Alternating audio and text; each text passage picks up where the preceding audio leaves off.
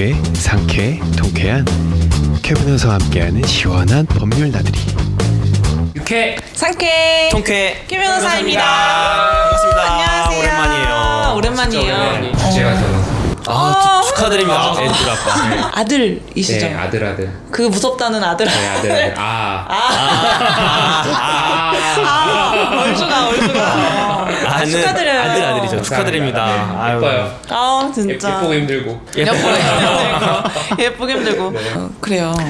또 오늘 주제도 또 어려운 주제 아니에요? 오늘 어려운 주제죠. 어려운 저 주제. 사실은 오늘 주제 굉장히 뭔 소리인지도 모르겠고. 네. 선생님이 준비하셨잖아요. 제가 준비했습니다. 제가 준비한 당신이 모르면 오늘 특집 어떡해. 공수처법. 공수처법. 공수처법 들어보셨는지 모르겠는데 공수래 공수고 뭐 이런 건가? 그런 개그는 아마 편집이 될지도 몰라요.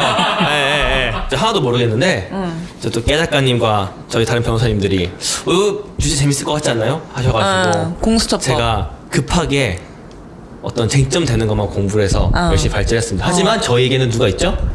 형사 전문 변호사? 저분? 형사 전문 변호사는 잘 이렇게 몰라요. 동시에 뻥뻥 터지면 내가 오디오 넣을 수가 없잖아요. 황준엽이 있죠? 네. 선배님이 있죠. 요즘 공수처법 근데 어려운 말이긴 한데 요즘 하도 뉴스에 많이 나와가지고 네, 맞아요. 많이들 들어보셨을 것 같아요. 네, 그죠? 네. 어떠세요? 너무 저분은 누구신가요? 스페셜 게스트를 한 분 모셔왔습니다. 3분째 언제 들어가야 되나 굉장히 지금 저희가 어떻게- 눈치를 보고 있었습니다. 옹님? 저는 닉네임은 옹으로 옹님, 네네네. 하게 네네. 옹님. 오늘 네. 우리 일반인 게스트로 네, 한번 오셨어요. 맞습니다. 네. 그래가지고 우리 뉴스 보시는 분들의 입장에서 네. 궁금한 거 많이 좀 여쭤봐 주셨으면 좋겠습니다. 네. 최선을 다해보도록 하겠습니다. 네네. 반갑습니다. 네, 그래요. 감사합니다. 그래요. 그러면은 이 어려운 거 뭐부터 시작하면 되나요, 후배님? 일단 공수처법을 아무것도 몰랐던 이라고 하면 이제 이런 얘기 해도 되나 변호사가? 아니요. 공수처법을 잘 모르고 있었던 사람 입장으로선 일단 공수처법이 뭔지부터 좀 이야기를 나눠보면 네네. 괜찮을 것 같아요. 그리고 이게 이렇게 본론으로 막 공수처법 들어가는 것보다도 약간 이렇게 왜 나왔는지 이게 역사. 역사라든지 혹시 그리고 사실 공수처법 같은 경우는 이제 어떤 검찰의 기소권이라든지 뭐 수사라든지 그리고 어떻게 보면은 이제 이거 라디오 들으시는 대중분들이 가장 관심 있어할 이렇게 고위 공직자들은 이렇게 비리를 이렇게 많이 저지르느냐 뭐 이런 어떤 문제의식에서 나온 건데 왜 그런 배경이 나왔는지 좀 이제 검찰의 기소 독점주의 관련해서 좀 이야기를 일부에서 나눠보는 게 좋을 것 같아요. 그래야지 네네. 우리가 앞으로 한 2, 3, 4부 얘기할 것들이 맥락이 네. 좀 잡힐 것 같아요. 맞아. 네네, 좋아요. 그러면은 공수처라는 게 도대체 뭔지 그쵸. 좀 설명해 주실 수 있을까요? 네. 그래서 이제 뉴스에서는 공수처 이래서 공수처가 뭔가 이제 그러다 보니까는 뭐 공수의 공수가 이런 무슨 농담이 나오기도 나 하는데 우리 녹음 시작하기 전에 누가 그 얘기 한 것 같은데 공수처가 도대체 뭐예요? 네. 고위 공직자 범죄 수사처입니다. 고위공직자 비리조사처? 범죄 수사처. 범죄수사처. 네. 그래서 사실 이 공수처법의 풀네임을 아시면요 대충 뭐 하는 곳인지는 이제 들으시면 알 수 있을 거예요. 고위공직자의 범죄를 수사한다. 바로 그거죠. 그거네. 네, 바로 그거죠. 생각해보면 그럴 수 있어요. 아니 뭐 수사하고 이런 것들을 그냥 경찰에서 하는 거 아니야? 검찰에서 하는 거 아니야? 라고 하실 수 있는데 그쵸? 왜 굳이 이런 걸 만드냐? 라고 한다면은 이제 이런 거죠. 검찰의 기소 독점을 견제하는 법안으로 정경 유착 등의 문제를 해소하기 위해 고위 공직자에 대하여 검찰과 구분되는 별도의 수사기구를 신설하는 거. 너무 어려워요. 정말 딱딱하고 어렵죠? 너무 어려워. 일단 끊어서 말해줘요. 검찰의 네. 기소 독점 이게 뭐예요? 그쵸. 형사사문 변호사 황준엽 변호사님. 검찰의 기소 독점이 뭔가요? 예, 제 실명 그만 얘기할게요. 황변님. 그 우리나라 그 형사 사법시계를 보면 어떤 범죄를 저지른 사람에 대해서 혐의가 있을 때 그 사람을 재판에 넘길 수 있는 권한을 가진 사람은 우리나라 형사사법체계상으로는 지금 검사가 유일해요. 그래서 검사만 그것을 할 수 있다 보니 기소 독점주의라는 표현을 쓰게 됐던 거거든요. 경찰도 안 되고 네, 온리 그렇죠. 검사만. 네, 그렇죠. 그러다 보니까 검찰이 너무 권력이 비대화되는 그런 측면이 많이 있어서 그런 부분에 대해서 계속해서 개혁의 목소리가 있어 왔고 그런 어떤 문제의식에서 공수처를 신설하게 되면 검찰이 독점해왔던 그런 기소 권한을 공수처에도 나눠주고 그럼으로써 이제 검찰의 권한을 견제하고 좀 그런 권한을 분산시키는 효과가 있게 되는 예, 그런 걸 좀 그런 효과를 노려서 이제 공수처를 만들게 되는 거죠. 하필이면 또 이게 그 고위 공직자에 한해서 어떤 그 기소권을 나눠준다라는 것은 기존의 검찰의 그 독점되어 있던 기소권이 남용되는 형태가 그쵸, 주로 사실은- 조금 정치인이나 뭐 고위공직자 쪽에서 좀 문제가 발생했던 그렇죠. 거죠. 이제 과거 약수사를 보면 검찰에서 사실은 정권의 입맛에 맞는 방식으로 수사를 많이 해왔었던 것이 사실은 사실이고 그런 부분에서 비판을 많이 받았었잖아요. 네. 근데 그게 이제 검찰 자체가 가진 어떤 한계의 속성이 아닌가. 그래서 그런 어떤 권력의 눈치를 보지 않고 또 이제 검찰이 그렇게 뭔가 잘못했을 때 그것을 이제 그 외부에서 이제 독점적으로 이제 그런 어떤 정말 고위공직자의 비리를 독립적으로 수사할 수 있는 그런 기관이 필요하지 않겠냐. 그래야 우리 사회가 어떤 공정의 가치나 이런 것들에 대해서 조금 더 뭐라 그럴까 이렇게 그런 공정의 가치가 잘 지켜질 수 있는 사회가 될 수 있지 않겠냐. 계속 이런 목소리가 있었던 거죠. 우리도. 예, 그런 취지에서 이제 공수처법이 이번에 통과가 된 거고요. 네네네. 예. 어쨌든 그러면 이게 통과가 된 이후에도 그 고위공직자 외 부분에서는 여전히 검찰이 기소권을 독점하고 있는 거죠? 예, 그러니까 현재는 그렇게 되고 있는 거고, 근데 이번에 검경 수사권 조정 법안도 이제 통과가 돼서 아직 시행은 안 되고 있지만, 네. 이제 일부 범죄에 대해서는 이제 검찰에서 기소를 이제 했던 것에서 경찰이 자체적으로 수사를 종결할 수 있는 권한을 갖게 되고 이렇게 조정이 되는 것으로 알고 있어요. 제가 아직 자세한 내용은 다 확인했는데. 네네네네. 그래서 약간 이거를 조금 더 그냥 쉽게 설명을 드릴 필요도 있을 것 같아요. 왜냐면은 경찰 검찰 관계 뭐 수사권 기소권 막 복잡하잖아요. 네네네. 그 사실은 그런 거죠. 그러니까 수사라는 거는 그러니까 이제 거기서부터 설명이 필요한 건데 수사가 뭐고 기소가 뭐고 간략하게 기소가 좋아요. 뭔지 설명해 주시긴 하셨지만 그걸 진짜 왜 독점이 되어 있었고 그냥 우리가 보기에는 경찰이 날 부르나 검찰이 부르나 어쨌든 날 조사하는 건 똑같은 건데 네. 그런 게 어떤 차이가 있냐 했을 때 그거부터 알아야 되는 거죠. 사실은 이 형벌이라든지 나를 이제 검찰이 넘어가고 나한테 형사처벌을 받는다는 거는 조금 거칠게 표현해서 국가가 나한테 처벌을 한다는 거죠. 그러니까는 이거 뭐 혹시 삐처리도 되나요? 그러니까 이제 뭐 욕할 거예요? 그러니까 이제 그거죠. 내가 너랑 법적 다툼을 하는 게 아니라 국가가 나서서 너를 조지겠다는 거. 그래서 좀 그렇게 이해를 하면 좀 되게 이해가 쉬워지는 게 국가가 나를 나서서 조지는 거기 때문에 아무나 자꾸 조질 수가 없잖아요. 맞아요. 그러니까 수사권이라는 것도 결국엔 뭐냐면 그 개인의 권리를 침해해야지 할 수 있는 거잖아요. 네. 무슨 얘기냐면은 뭐해서 우리 황변님께서 범죄를 저질렀으면 내가? 그냥 이렇게 눈에 만약에 예를 들어서 형사 전문 변호사 조심해야 돼. 누구보다 형사적 절차와 내용들 잘 알고 아는 사람이 더 한다고. 왜냐면은 그 사람의 어떤 행동, 어떤 뭐 그런 사생활 네. 정보들을 수사한다는 거는 개인의 권리나 인권을 침해할 수 있는 부분이 되게 많기 때문에 맞아요. 네네. 사실 수사권이라는 것도 사람이 생각하기에 그냥 경찰이 그냥 수사할 수 있는 거요가 아니라 엄격한 절차와 그리고 수사를 한다고 할지라도 그것이 정말 법정에서 증거로 효과가 있냐 없냐도 굉장히 엄격하게 사실은 네, 그냥 조심해야 된다는 거죠. 그렇죠. 그 수사기관도. 네네네 수사기관도 조심해야 되고 그런 것들이 엄격하게 이제 법적으로 그런 권한이나 권리들이 제한되어 있는데 그것들이 그래서 그 검찰 단계로 넘어가는 경우에 네. 그래서 내가 국가가 너를 조질 수 있도록 이것을 법정에 넘기겠어 하는 권한도 사실은 그냥 뭐 죄졌으니까 벌을 줘야지가 아니라 굉장히 강한 권력이고 네.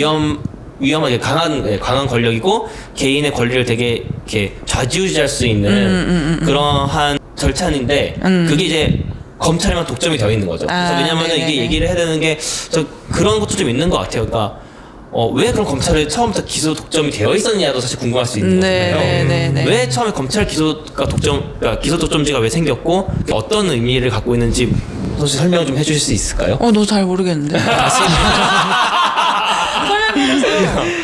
이게 원래 근데 공수처법이 그 전부터 되게 말이 많이, 그러니까 그 전부터 원래 도입을 계속 하려고 했었던 제도라고 제가 이제 얼핏 저도 들었었거든요. 맞아요. 그거 그쵸. 한번 2부 때 얘기할 것 같아요. 그렇군요. 네. 아직 일부 해야 되는군요. 네.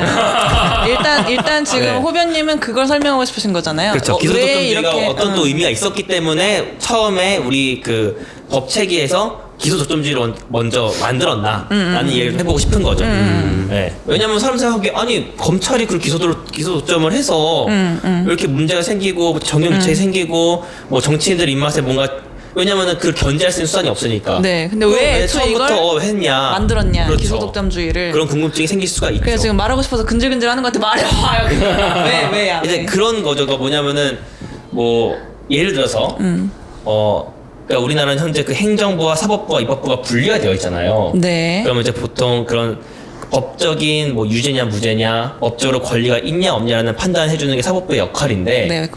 흔히 말하는 법원이라고 하죠, 그렇죠?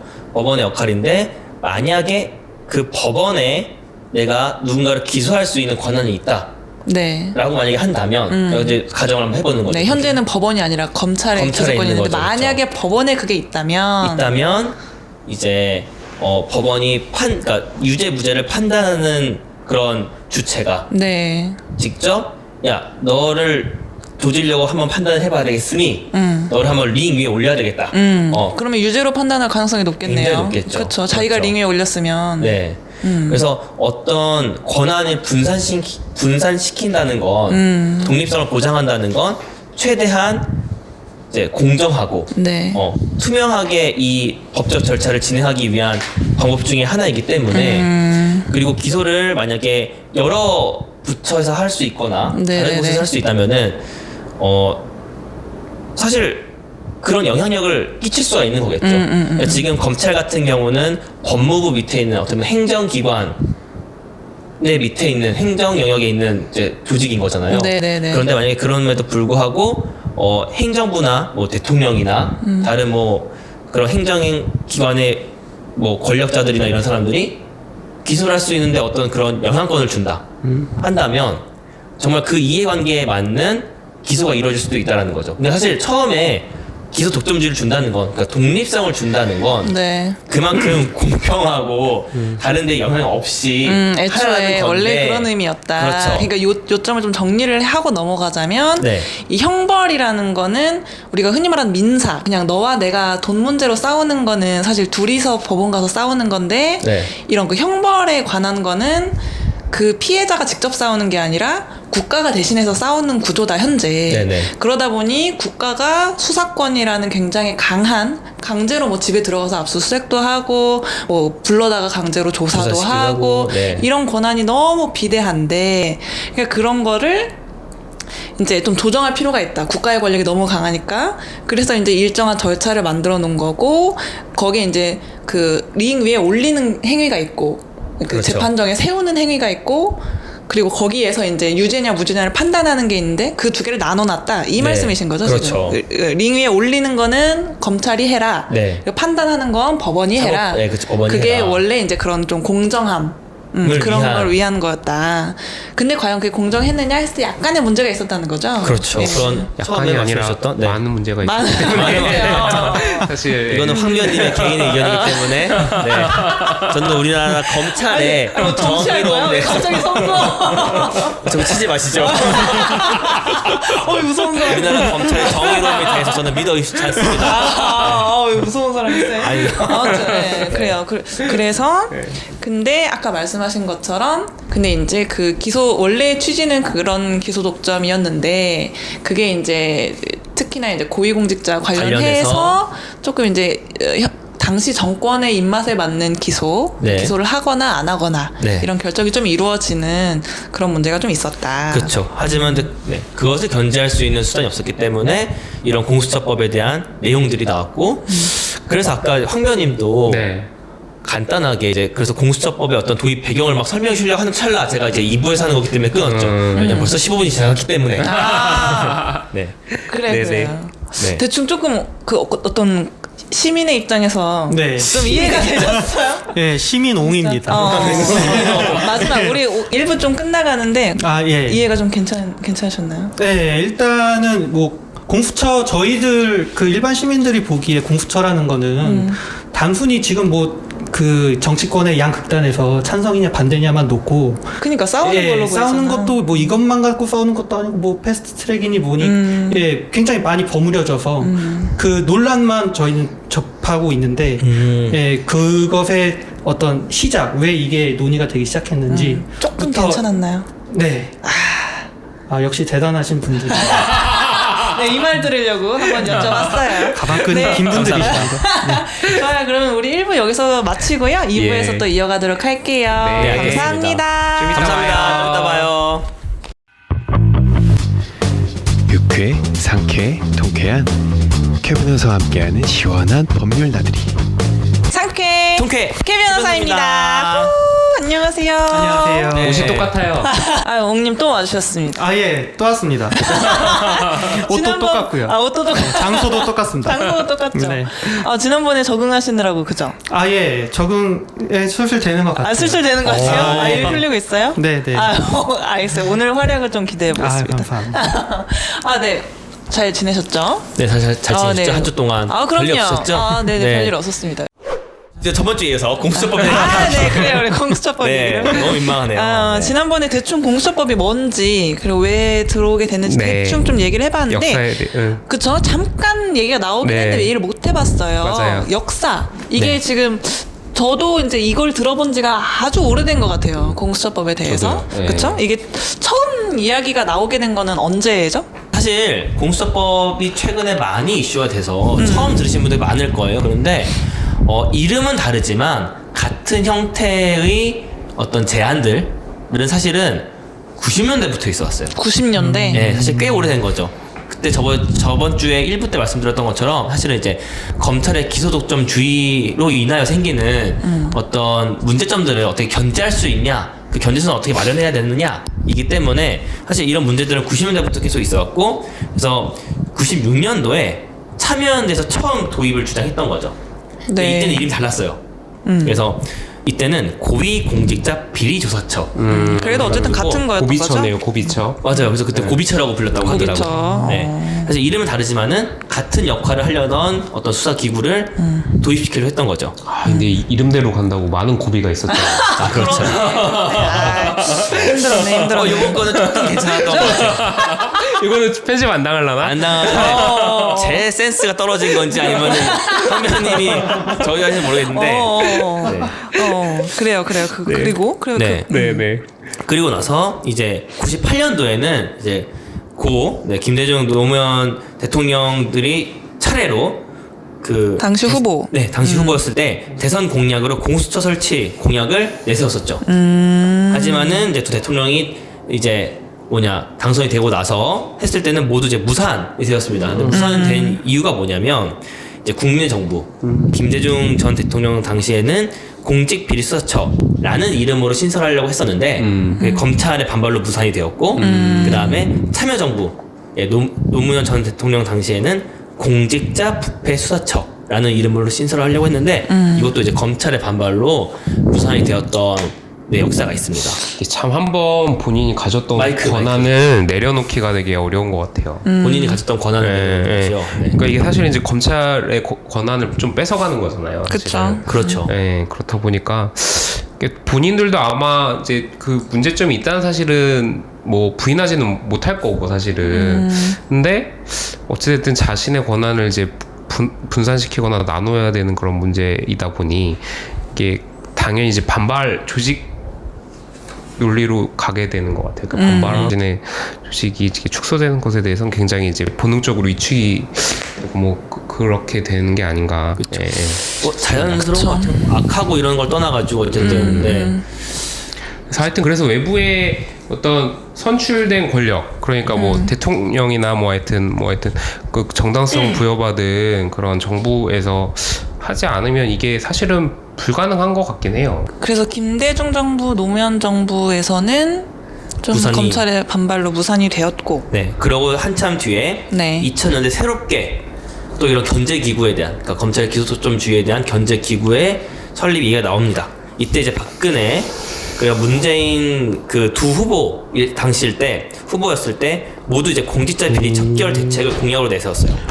네. 당시 그 박근혜 전 대통령 같은 경우도 공약이었군요, 이게. 공약이었습니다. 근데 조금 이름이 달랐어요. 그러니까 박근혜 후보였을 때는 공약이 특별감찰관, 네. 상설특검제도라는 형태로 이제 검찰의 그런 어떤 그 기소권을 견제하려고 했었고요. 네. 그 다음에 문재인 후보 같은 경우는 이제 고위공직자 비리 수처. 근데 이게 지금 우리가 알고 있는 그 공수처의 이름과 똑같은 거죠. 네, 공수처 설치를 주장했었습니다. 네. 그러면 이제 둘 다 견제하는 거니까 똑같은 거 아니야?라고 생각할 수도 있는데 조금 그러게요. 차이가 있습니다. 어떤 차이가 있어요? 그러니까 이제 보통 이제 고위 공직자들이라면은 뭐 대통령뿐만 아니라 여러 가지 고위 공직자들이 있겠죠. 네. 뭐 생각나시는 고위 공직자 어떤 게 있을까요? 법원장. 아니요, 시민홍님. 시민홍님. 네, 시민의 견해에서 네, 시민의 눈높이에서 말씀을 드리겠습니다. 고위공직자. 고위공직자라 하면 일단 뭐 저희가 삼권 분립이 돼 있기 때문에 대통령 관련이 되겠죠.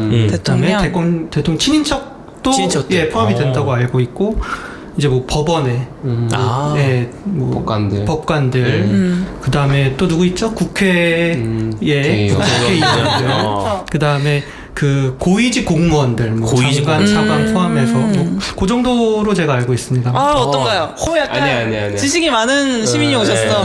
맞아요. 그 시민홍님 말씀하셨던 것처럼 고위공직자면 사실 그렇게 다양한 공직자들이 생각나기 마련인데 이거 박근혜 후보 당시일 때 내세웠던 그 특별감찰관법 그리고 실제로 박근혜 후보가 당선된 후에 이 특별감찰관법과 상설특검 제도를 실제로 도입이 됐거든요. 근데 그 법을 보시면 재밌어요. 1조 목적에 이 법은 대통령이 친인척된 대통령과 특수한 관계 있는 사람의 비위 행위에 대한 감찰을 라고 나와 있어서 이런 게 되게 법할 때 되게 재밌는 게 뭐냐면 이름이나 이런 것들과 별개로 사실 특별검사법, 특별감찰관 이런 걸 보면은 전혀 대통령만 대상으로 한다라는 게 안 나와 있지만 그 법의 목적을 보면은 그 범위가 한정되어 있는 거죠. 네, 그래서 가끔 이제 여러 분들이 이제 이름만 보고 어디 범위에 포함되어 있는 거 아니야? 그러니까 이렇게 생각하실 수가 있는데 사실 법을 그래서 조항을 잘 뜯어봐야 될 필요가 있는 것 같아요. 그래서 박근혜 당선 후 실제로 특별감찰관법, 이 상설특검법이 도입이 되었고 뭐 이것도 사실은 어떻게 보면 대통령이 그러니까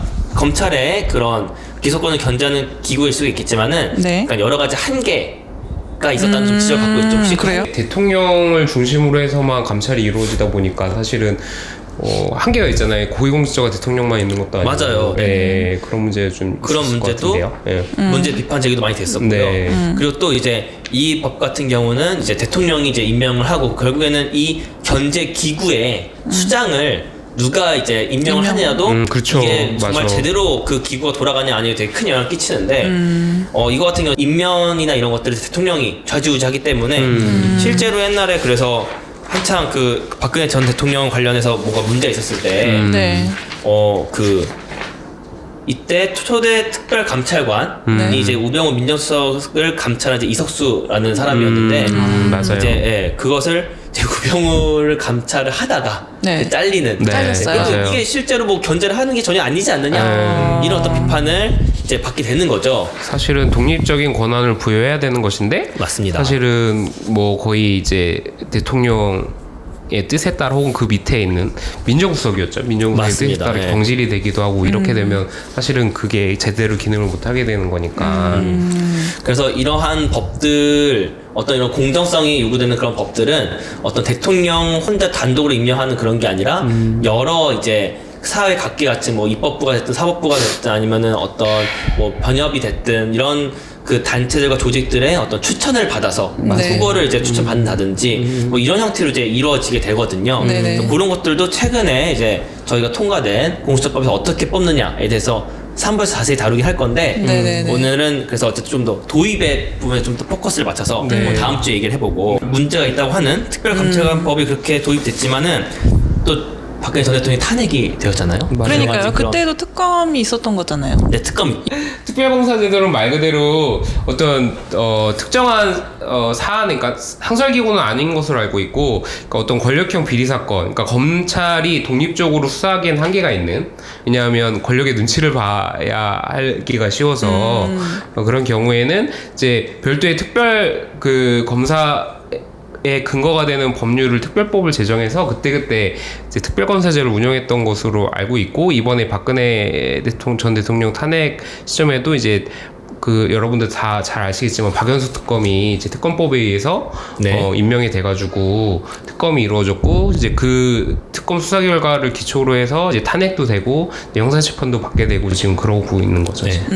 이제 그러면서 다시 정말 실질적인 어떤 이 검찰 기소 독점주의를 견제할 수 있는 기구, 특히 뭐 또 꼭 기소 독점주의를 견제하는 걸 넘어서 이 고위공직자의 비리를 훨씬 좀 더 이렇게 엄하게 처벌할 수 있는 기구가 필요하다라는 맞아요. 게 논의가 다시 들어왔고, 그래서 2019년에 이제 다시 한번 논의가 부상이 되어 뉴스에서 많이 들어보셨잖아요. 패스트 트랙이나 이런 것들. 네네, 저희도 한번 다뤘었죠. 패스트트랙 한번 다뤘었죠. 네네. 네. 호변님이 그때 안 계셨죠. 옥님?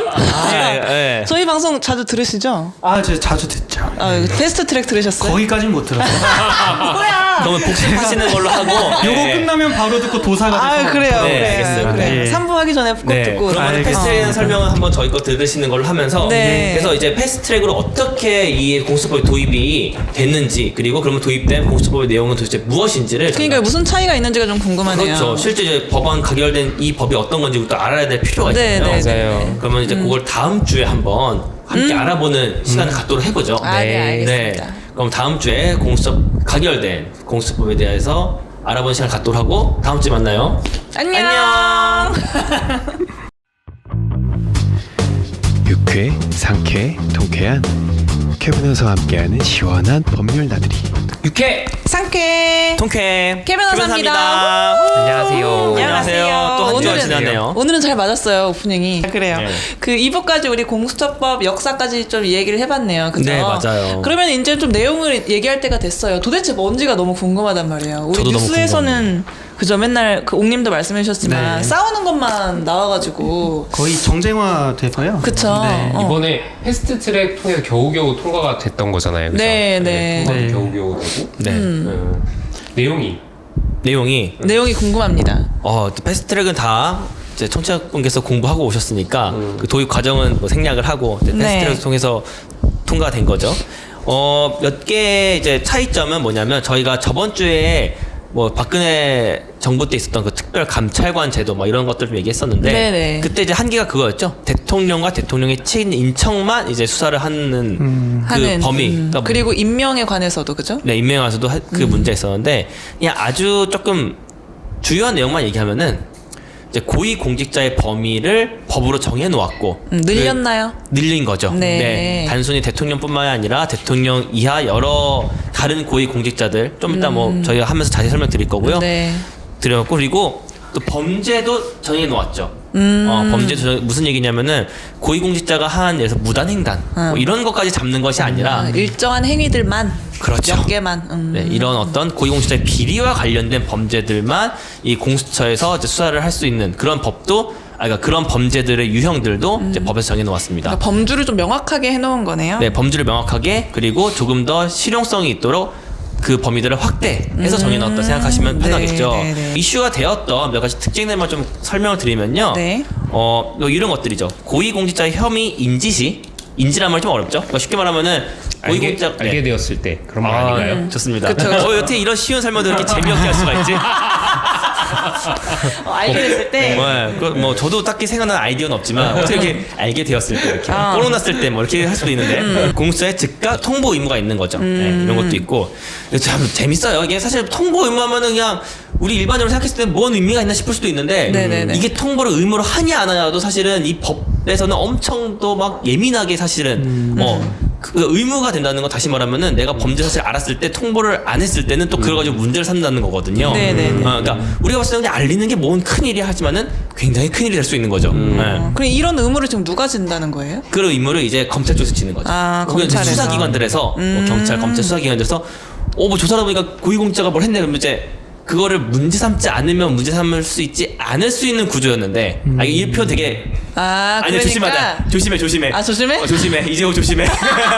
호변 조심해. 검찰과 경찰의 정의로. 괜찮아요. 조심해. 우리 거 안 봐. 우리 거 안 봐. 안 보겠죠? 그래서 이제 그 권한이 내가 이거를 수사를 더 해서 이것을 뭐 범죄시켜서 기소를 시킬 수 있는 그 권한이 자체적으로 수사기관과 검찰에 정해져 있다고 한다면 이제는 그거를 뭐라고요, 황변님? 어떻게 되는 순간? 알게 되었을 때. 네, 무조건 이제 공수처에 알려야 된다는 의미가 알려야 생겨버리는 된다. 거죠. 그렇죠. 예. 네네네. 어떻게 생각하실지 모르겠는데 근데 만약에 네, 알게 말씀하세요. 되었는데 통보하지 않으면 처벌되나요? 그 법조항은 직접 지금 찾아보시면 네. 알겠습니다. 네. 문득 궁금해져서. 저도 그러게요. 좀 궁금하네요. 어. 네. 의무가 없으면 사실은 뭐 처벌도 안 되면 사실은 그게 이제 뭐 형식적으로 의무조항이지 그쵸. 실효성이 어. 없잖아요. 네, 그렇죠. 네. 처벌조항이 있어야. 왠지 있어야 될 것 같아서. 네. 네. 아마 견제 조항이 있지 않을까요? 네. 없으면 참. 네. 그리고 이런 것들. 그 초임 변호사도 수사관 지원. 그러니까 이게 뭐 이런 어떤 수사처의 어떤 특징이 뭐냐면 그러니까 기존의 검사분들로 구성되는 것이 아니라 외부의 독립기관으로서 역할을 해야 되기 때문에 뭐 검사분들도 이제 추천이 돼서 그 수사처에 일원이 될 수 있지만은 보통 이제 뭐 외부 뭐 변호사라든지 아니면 어떤 뭐 교수라 여러 가지 그런 사람들이 추천받아서 오게 되는데요. 네. 그러다 보니까 이제 다른 법들은 이제 뭐 초임 경력을 많이 요구를 했죠. 근데 그 경력에서도 보시는 것처럼 이제 초임 변호사도 수사관으로 지원이 가능한 식으로. 그러니까 어떻게 보면 이 수사관에 들어갈 수 있는 사람의 폭이 더 넓어진 거죠. 특별관찰관법 때는 그러면은 경력을 요구했었고 경력을. 그리고 이 가결되기 전에 법안도 처음에 나왔던 초안들도 사실은 뭐 한 10년 이렇게 어떤 경력을 요구했었거든요. 10년이나 네. 15년이 정확히 기억 안 나는데 요구했었는데 그것도 이제 범위가 확대되었고 네. 그런 게 있었고 이것도 참 재밌는 부분인데요. 이것도 이제 어떻게 보면은 변호사들의 어떤 설명이 필요한 부분. 공수처 권한 규정 수사처 규칙으로 격하. 뭔 소린가 싶죠? 그러니까 공수처의 어떤 여러 가지 권한의 규정들을 법으로 정하냐, 뭐 규칙으로 정하냐, 네. 뭐 시행령으로 정하냐 이런 것들을 정할 수가 있잖아요. 네. 근데 이것들을 규칙으로 내린 거예요. 규칙으로 내렸다는 게 무슨 의미죠? 자, 그 얘기는 뭐냐면은 법률은 누가 만들죠? 법률은 시민원이? 국회에서만 조용히 하세요, 변호사들. 당신들을 위한 6%가 아니야 이게 지금. 맞추고 싶어. 맞추고 싶어. 근질근질하단 말이에요. 맞추고 싶다고. 아니 지금 앉혀놓고 뭐 하는 거예요 지금? 그 법률을 정하는 건 누구? 법은 국회의원이 정하죠. 그러니까 오늘부터 어려워졌는데 그 법은 아니지만 네. 시행령이라는 거 많이 듣잖아요. 아. 무슨 법 시행령 이런 말 듣잖아요. 시행령 예. 혹시 누가 만드는 들어본 적이 있는 것 같아요. 누구죠? 네. 누가 만들 것 만들죠? 같아요? 제가 알기로 시행령은 이제 그 대통령이 정하는 바. 이야, 알고 대단하시다. 아니, 완전 그러면 그러면은- 규칙이 뭔데요? 너무 답답해. 네, 규칙이 그 뭐야? 시행령 하위에 있는 어떤 행정 법규가 이제 규칙인데 시행령보다 아래에 있는 단계인 단위. 거죠. 단계로 예. 보면은 그러면은 예. 행정 규칙은 누가 만들까요? 규칙 왠지 아래라고 하니까 네. 대통령보다는 아래에 있는 어떤 네. 그 찍어보세요. 뭐 고위공직자들. 그러니까 누구 좋습니다. 찍어보세요. 네. 찍어봐. 누구. 아 찍을까요? 그 답을 요구하지 말아요, 자꾸 그렇게. 그 소위 그 장이라고 하시는 대단하시다. 뭐 처장 뭐 이런 분들이지 않을까. 너무 저러시면 또 사실은 시민 패널로서 이렇게 참여시키기 의미가 퇴색되지 않아요. 네, 너무 잘 맞추셔가지고 맞아요. 네. 네. 보통 그 규칙은 장관들이 장관. 예, 정하게 네. 되죠. 그럼 이제 공수처의 수사처 규칙으로 각화된다면 어떻게 되냐?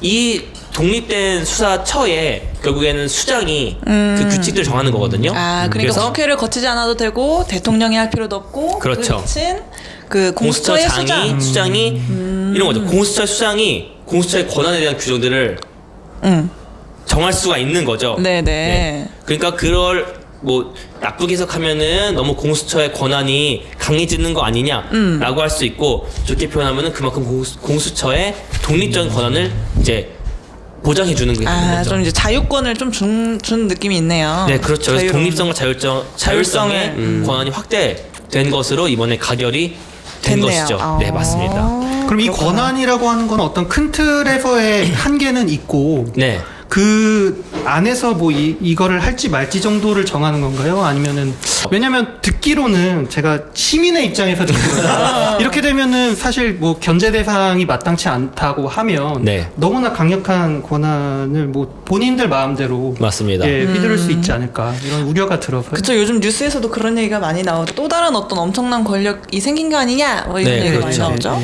그래서 이게 규칙의 성격을 좀 이렇게 설명드릴 필요가 있는데 아까 이제 이제 심농님께서 말씀해 주셨던 것처럼 법령 밑에 시행령이 있고 또 시행령 밑에 또 규칙이 있고 이런 식인 거잖아요. 물론 뭐 시행령과 규칙은 또 그 관계가 또 그렇지 않지만 그 모든 것들은 그 국회에서 정한 그 법에 따라야 합니다. 그래서 권한이나 어떤 틀이 있냐고 물어보셨는데 그 틀이 예. 사실 법령인 거죠. 법령을 위반해서 규칙을 만들 수가 없기 때문에 법률을 그 위반해서 규칙을 만들 수가 없기 때문에 만약에 그 권한을 해야 되는 것들이 사회적으로 요구된다면은 법률에서 그런 규칙들을 제한할 수 있도록 법률을 또 만들겠죠. 그러니까 요약을 해보자면 아까 공수처장 공수처의 수장이 만들 수 있다고 했던 그 규칙도 국회가 만드는 공수처법 하고 이제 대통령이 만드는 시행령 그 범주 안에서만 자유가 있는 거고 그거를 넘어갈 수는 없다. 네, 그런 것이죠. 네. 그래도 이제 사실은 공수처를 반대한 입장에서는 네. 그 규칙도 사실은 뭐 다른 어떤 뭐 다른 장관이라면 그 규칙을 굳이 하지 않고 뭐 그 공수처 권한 규정을 뭐 대통령령으로 한다거나 네. 뭐 법률을 정하다면은 그 공수처장이 그 마음대로 못 만드니까 더 네, 그 견제가 권한을 되지 제한할 않냐. 수 있는 건데 그것도 이제 불만일 수가 있는 거겠죠. 반대하는 그쵸. 입장에서는. 네. 그렇습니다. 알겠습니다. 이런 부분들이 되게 많이 다른 내용일 수가 있어요. 네. 그러면 또 우리 임명에 관해서도 좀 궁금해지네요. 왜 궁금하시죠? 네, 왜냐면 지난번에 그 박근혜 정부 때 들어왔던 특별가 되고 싶어 이런 거 아니에요? 욕심이 납니다. 욕심이 나. 그러니까 그러면은 지금부터 어떤 스펙을 쌓아야 지난번에 예. 로스쿨 입시도 해주셨으니까 빨리 알려줘. 이 규칙을 주무를 수가 있을까? 공수처 수사만 되는 법 알려줘 빨리. 네. 김변 공수처장 되는 방법 스펙 한번 알아보기를 한번 짧게 막간 코너로 한번 해봅시다. 일단 공수처장이 되고 싶으면 공수처장 위원회 그 추진위원회에서 이제 후보로 발탁이 되셔야 되는데 추천위원회가 있군요. 그쵸. 그러니까 아무나 그냥 막 후보를 하는 게 아니라 강한 권한이 있기 때문에 공수처장은 추천위원회가 추천한 2명 중 1명을 대통령이 지명하는 건데 네. 무슨 얘기냐? 김변님께서 공수처장이 되고 싶으면 이 위원회가 뽑은 2명의 들어야 후보 중에 되네요, 1명이 들어가야 일단. 되는 거죠. 그러면 이제 김변님이 구워 삶아야 될 그 추천위원회가 누가 될 수 있느냐? 네. 첫 번째 법무부 장관. 장관이랑 연이 있으십니까?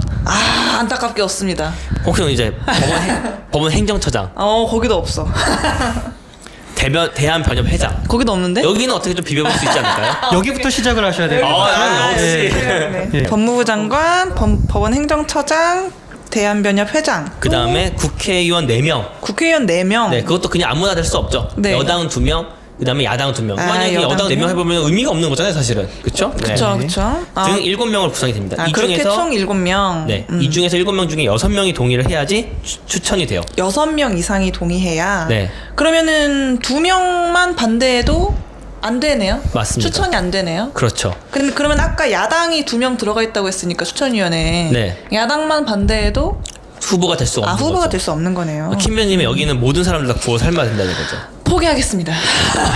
7명 중에서 6명 이상이 동의를 하면 이제 그 추천 2명에 들어가고 네. 그 중에 1명이 대통령이 지명을 하면은 이제 공수처장이 되는 거죠. 네. 참 이게 7명 중에 6명 이상을 충족시켜야 된다는 게 쉽지 않은 거죠. 쉽지 않겠네요. 쉽지 않아서 네. 추천 자체가 안 돼가지고 되게 뭔가 처장이 지금 막 임명이 안 돼서 지연이 되고 이렇게 될 수도 있겠다는 생각이 그렇겠네요. 네, 가능성이 있죠. 그렇겠네요. 그러면 추천만 되면 되냐? 그것도 아니에요. 이제 김변님이 쌓아야 될 스펙에 대해서 좀 얘기를 해보면 네. 김변님이 이제 후보가 되기 위해서는 15년 이상을 판사, 검사 또는 변호사로 이제 일을 했어야 됐고, 그렇구나. 네, 변호사 자격이 있는 사람으로서 이제 국가기관, 지자체, 또 공공기관 또는 그밖에 법인에서 법률에 관한 사무에 종사한 사람, 법률 관련. 네, 변호사 자격이 있는 사람으로서 대학의 법률학 조교수 이상으로 재직했던 사람, 이 요건들에 되셔야지. 네.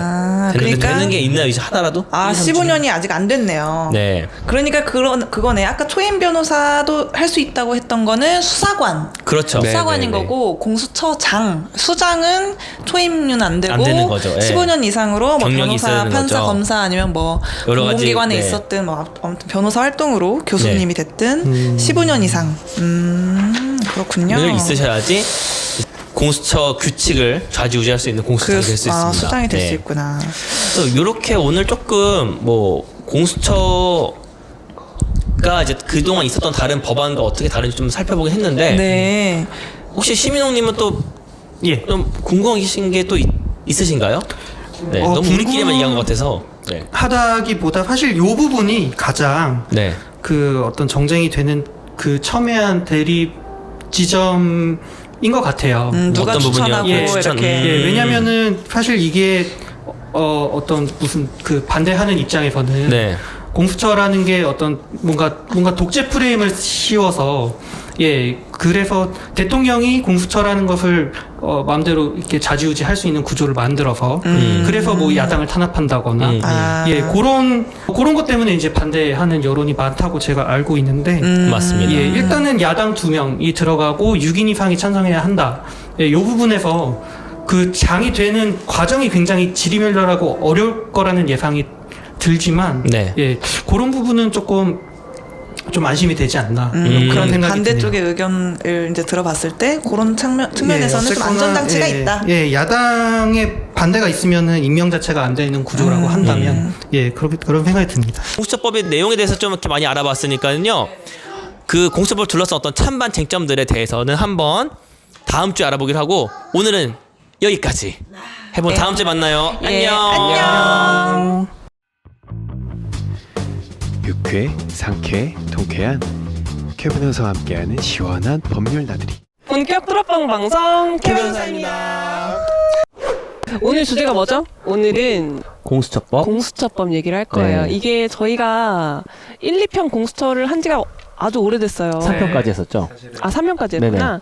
오늘 우리가 4편으로 마무리를 지어야 되는데 그래서 이제 요즘에 공수처가 또 새로운 쟁점으로 지금 부각됐잖아요. 이제 맞아요. 녹음 시점이 지금 우리 총선 이후인데 아, 그쵸. 여당이 이제 지금 과반이 뭐예요? 180석 180석을 지금 확보해가지고 거의 뭐 단독 입법 통과가 가능한 그런 의석수가 상황인데. 확보가 돼서 헌법 개헌 말고 다 돼. 아, 근데 그래요. 그럼 오늘 공수처법 마지막 그 4편 하기에 앞서서 조금만 정리를 하고 맞아요. 넘어가 저도 볼까요? 너무 오랜만에 이 얘기를 하는 거라서 좀 정리가 필요할 것 같아요. 옛날에는 검사가 기소를 하고 이 범죄자 노망하면서 이제 그거를 재판에 넘길 수가 있었는데 네. 고위공직자에 대해서는 그것이 제대로 역할을 못했다라는 문제의식 때문에 그러면 고위공직자에 대해서는 검찰이 아닌 이제 좀 이제 정부에서 소위 말하는 중립성을 유지할 수 있는 그런 그 기관을 꾸려서 이 사람들이 대신 고위공직자에 대해서는 이제 기소를 할 수 있게끔 만들자라는 법이 공수처법이었던 거죠. 네네네. 네. 고위공직자. 지금 네네. 법은 통과된 상태잖아요, 그죠? 네, 그렇습니다. 법은 이미 통과된 상태고 지금 7월에 아마 출범하는 걸로. 초대 공수처장이 누가 될 것인가 이게 또 요즘 이렇게 현안으로 떠오르는 것 같더라고요. 네. 그래서 안 그래도 이제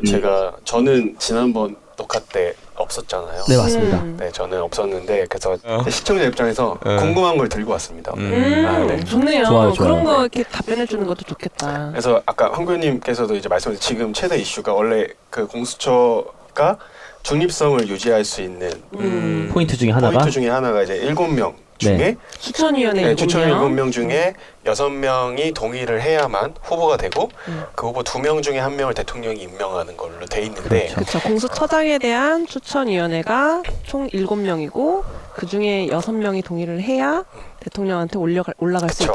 그렇죠. 그래서 그 중에 이제 야당 측이 2명 있기 때문에 위원 중에 네. 정치적 중립성이 보장될 수 있다라는 라는 게 이제 지난번에 말씀해 주셨던 내용인데 맞습니다. 근데 지금 아까도 말씀하셨듯이 선거 결과가 이렇게 되면서 그리고 선거법을 개정하면서 이제 꼼수 비례 정당들이 등장하면서 이제 그 야당 측에 이제 2명을 선정하는 과정, 그러니까 2명을 선정할 때 여당의 입김이 작용할 수 있게 됐거든요. 아, 그러니까 야당으로 쉽게 말해서 위생정당은. 민주당의 비례위생정당인 그 더불어시민당. 더불어시민당도 야당으로 볼 수 있기 때문에 그렇죠. 만약에 거기에서 한 되면 명이 될 수 왜냐면 있다. 야당의 정의가 대통령이 속해 있지 않았던 정당이기 때문에 더불어신당은 신생 정당이잖아요. 그렇죠. 네, 그러니까 야당이 공식적으로는 야당인 거잖아요. 그래서 그러니까 거기에 이제 다른 친여당 측 야당들을 합치면 충분히 이제 연합체가 돼서 이제 교섭 지휘권을 갖게 될 수 있어서 약간 이제 거기서 이제 한 명이 그러니까 물론 그것 좀 쉽진 않겠지만 어쨌든 이럴 가능성이 존재한다는 것 자체가 문제가 될 수 있잖아요. 지금 더불어시민당이 17석이었고 열린민주당인가? 네. 거기가 열린- 3석이었나요? 정의당 그 7석.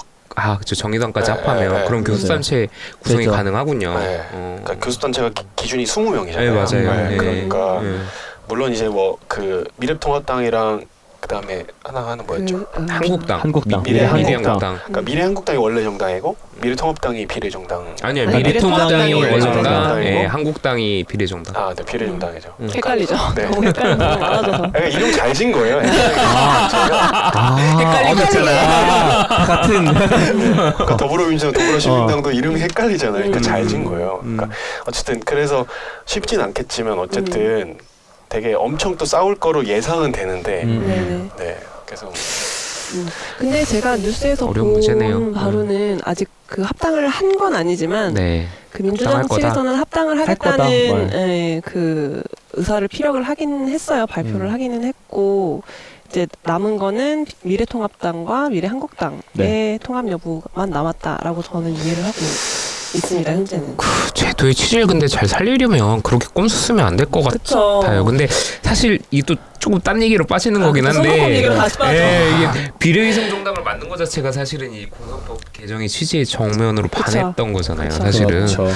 사실은 민주당도 같이 그랬던 거고, 맞아. 뭐 다시 돌아와서. 네, 돌아와서. 그러면은 그 질문을 하셨던 취지는 과연 현재의 그 상황에서도 국회 의석수 배분 상황에서도 중립성이 되겠느냐, 유지가 되겠느냐. 사실 이거를 뭐 해결할 수 있는 방법이 없잖아요. 지금 이미 법은 통과가 됐으니까. 그렇죠. 그렇죠. 네. 그렇긴 하죠. 좀 정리를 해드리자면 7명 중에 이제 그 2명씩을 여당 추천 2명, 야당 추천 2명인 거잖아요. 그렇죠. 근데 7명 중에 6명의 동의를 얻어야 되기 때문에 그 야당 추천 2명만 반대를 해도 안 되는 나머지만 거죠. 다 찬성하고 야당 추천만 반대를 하더라도 5명 찬성인 거라서 통과가 안 되는 상황인 거다. 네네. 이런 취지로 말씀을 드렸던 건데 이 야당 추천 2명을 선정하는 절차에 있어서 이제 제기해주신 질문은 여당의 입김이 들어가면 이게 진정한 야당 추천이 아닐 수 있다.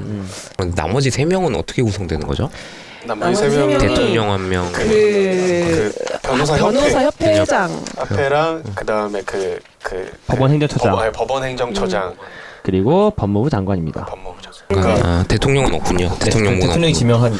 지명은 최종적으로 네. 대통령이. 야당 2명 인사가 중요하긴 중요하네요. 그렇죠. 이게 너무나도 그렇죠. 되지 않으려면 사실은 거의 유일한 견제 방법이죠. 그게 사실 비판을 되게 많이 받았던 지점이 공수처가 이게 잘못하면 정말 정부의 칼. 그러니까 옥상옥으로 검찰을 견제하는 어떤 지금 현 어떤 집권당의 어떤 정말 칼잡이가 될 수 있는 기구가 될 수 있다 뭐 이래가지고 그런 장치를 사실은 뒀던 거잖아요. 네. 그러니까 취지는 잘 살려야 될 것 같아요. 중립성을 유지할 수 있는. 수사권을 가지고 있잖아요. 그러니까 기소권도 갖고 있고 수사권 갖고 있으니까 사실은 잘못하면은 그냥 감찰 기구가 될 수 있단 말이에요. 그렇죠. 누리님 말씀하신 대로 우리는 앞으로 향방을 지켜보는 수밖에 없기는 해요. 그죠? 맞아요. 더불어시민당이 잘 합당이 되는지 꼼수를 안 쓰는지 네. 이런 건 좀 우리가 지켜봐야겠습니다.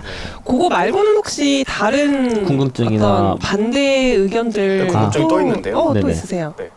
이게 사실 공수처가 진짜 왜 필요한가에 대해서 그냥 그러니까 저는 이제 잘 모르는 사람 입장에서 특검 있는데 왜 네. 굳이 공수처를 또 특검을 하나? 내지 굳이 공수처가 왜 필요할까? 그러니까 이제 이거는 뭐 공수처 필요하다는 쪽의 입장이 합니다만 이제 특검 사실 도입이 됐고 특히 또 고위공직자 관련해서 뭐 특검 그 자번에 지난 정부에서 여러 가지 제도 도입됐을 때 실질적으로 잘 돌아가지 않았던 것 때문에 사실은 이번에 공수처법이 나온 거기도 하고 그리고 어쨌든 저도 사실은 이렇게 말씀하셨을 때 제가 뭐 공수처 대변인은 아니니까 좀 비슷한 생각이 들기는 해요. 그리고 약간 그냥 뭐 막말로 그냥 약간 이름만 바꾸는 느낌도 들기도 하거든요. 그러니까 저는 항상 네, 그런 네. 생각 갖고 있어요. 뭐든지 고이면 썩는다. 그래서 공수처장을 임명을 하고 계속 그 어쨌든 공수처장 임기가 3년이잖아요. 3년 동안 사실 많은 일들을 할 수가 있잖아요. 그래서 많이를 할 수 있죠. 네.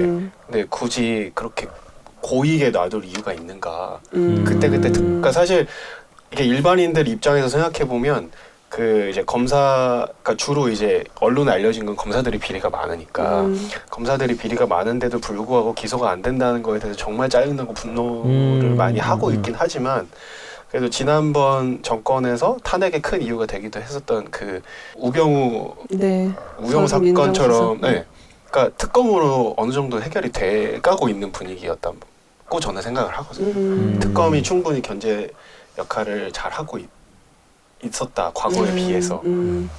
근데 굳이 공수처가 필요할까?